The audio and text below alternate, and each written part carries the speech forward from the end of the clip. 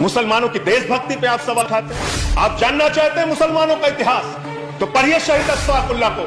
जब फैजाबाद की जेल में उनको फांसी के फंदे पर ले जाया जा रहा था, उनसे पूछा गया आपकी कोई अंतिम इच्छा, तो उन्होंने कहा कुछ आरजू नहीं है, बस आरजू है इतनी, रख दे जरा से कोई खाके वतन कफन पे। यह है मुसलमानों का इतिहास पढ़ लेना।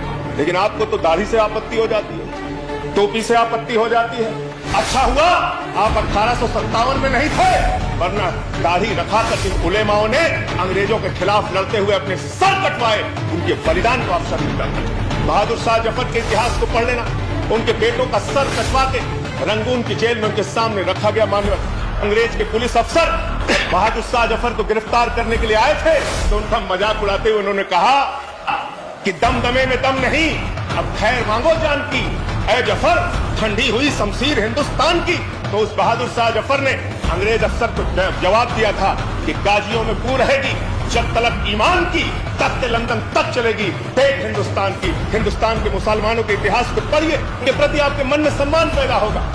मुसलमानों की देशभक्ति पे आप सवाल उठाते हैं और कुछ लोग ऐसी टिप्पणी भी करते हैं जो मेरी समझ में नहीं आता। मैं अन्ना जी के आंदोलन के मंच का संचालन कर रहा था। मान्यवर, मेवात से एक मुस्लिम लड़की उस मंच के संचालन के दौरान कही कि उसने कहा कि मैं समर्थन देने आई हूं, भाषण देना चाहती हूं। भाषण जब उसने समाप्त किया उस मुस्लिम लड़की ने, तो उसने कहा भारत माता की जय, भारत माता की जय, वंदे मातरम। और मैं उस विचारधारा से सहमत नहीं हूं। मेरा इस्लाम इतना कमजोर नहीं कि वो वंदे मातरम कहने से खत्म हो जाए। इस तरह की सोच के लोग हिंदुस्तान में रहते हैं।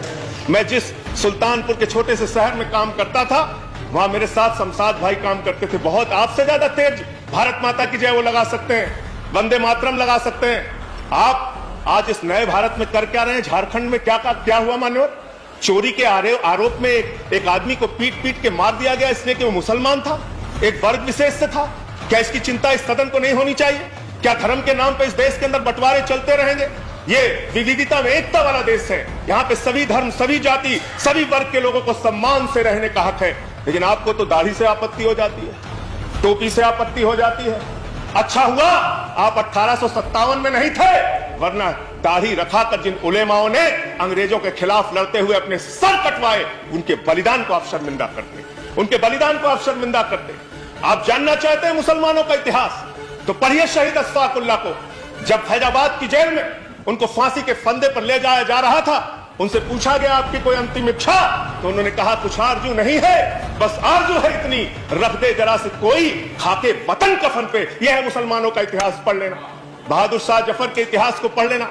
उनके बेटों का सर कटवा के रंगून की जेल में उनके सामने रखा गया। मान्यवर, पुलिस के अंग्रेज के पुलिस अफसर बहादुर शाह जफर को गिरफ्तार करने के लिए आए थे, तो उनका मजाक उड़ाते हुए उन्होंने कहा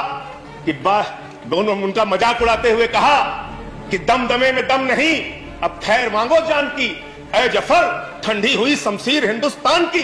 तो उस बहादुर शाह जफर ने अंग्रेज अफसर को जवाब दिया था कि गाजियों में बू रहेगी, जब तलक ईमान की, तख्त लंदन तक चलेगी। देख हिंदुस्तान की, हिंदुस्तान के मुसलमानों के इतिहास को पढ़िए, तो उनके प्रति आपके मन में सम्मान पैदा होगा। और ये दाढ़ी और टोपी से और वंदे मातरम लगाने से और अल्लाह अकबर कहने से किसी का धर्म अगर कमजोर हो जाता है, तो माफ कीजिएगा, आपका धर्म, आपके धर्म की व्याख्या बहुत कमजोर है। हिंदू धर्म जिसको हम मानते हैं, वो हिंदू धर्म तो कहता है वसुधैव कुटुंबकम, पूरा विश्व हमारा परिवार है।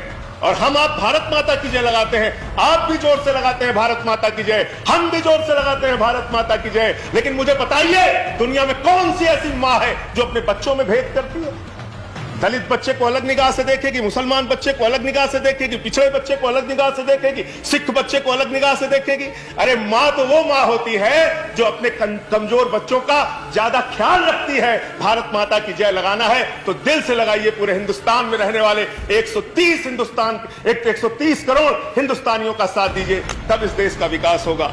चमन में इख्तलाते रंग बू से बात बनती है, चमन में इख्तलाते रंग बू से बात बनती है। हम ही हम हैं तो क्या हम हैं, तुम ही तुम हो तो क्या तुम हो। इस धारणा को बदलिए, इस विचारधारा को बदलिए।